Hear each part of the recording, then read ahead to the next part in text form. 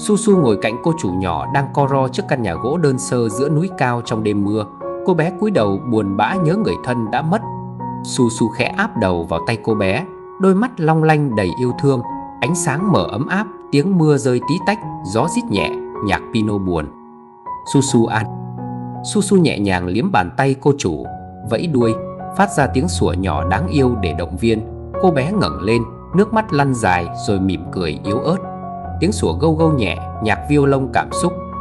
Cuộc dạo bộ sáng sớm. Su Su kéo nhẹ tà áo cô chủ, dẫn cô bé bước ra con đường núi phủ sương. Ánh nắng bình minh dần ló dạng, chim hót ríu rít. Su Su chạy tung tăng phía trước, quay đầu chờ cô chủ. Tiếng chim hót, tiếng bước chân trên cỏ, nhạc vui nhẹ. Ký ức hiện về. Su Su ngồi cạnh cô bé bên gốc cây lớn. Cô bé nhìn lên trời nhớ lại hình ảnh gia đình qua làn mây sáng lấp lánh. Su Su đặt chân lên đầu gối cô chủ như muốn nói con luôn ở đây. Su Su tìm niềm vui. Su Su thả một quả bóng cũ chạy vòng quanh, nhảy nhót, làm trò ngộ nghĩnh để chọc cười cô chủ. Cô bé bật cười thành tiếng lần đầu tiên sau nhiều ngày.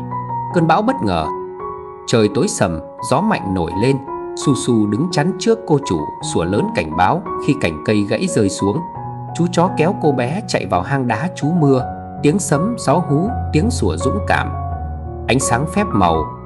Trong hang đá, Su Su đào thấy viên đá phát sáng kỳ diệu. Ánh sáng xanh dịu bao phủ xung quanh, soi rõ gương mặt ngạc nhiên của cô chủ. Su Su dẫn lối. Su Su ngậm viên đá phát sáng chạy dẫn cô chủ qua khu rừng đêm.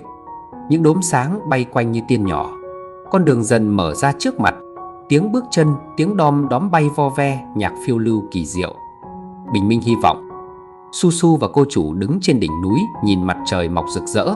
Cô bé ôm Su Su thật chặt, nở nụ cười hạnh phúc. Tiếng gió núi, chim hót vang, nhạc chiến thắng cảm động. Gia đình mới.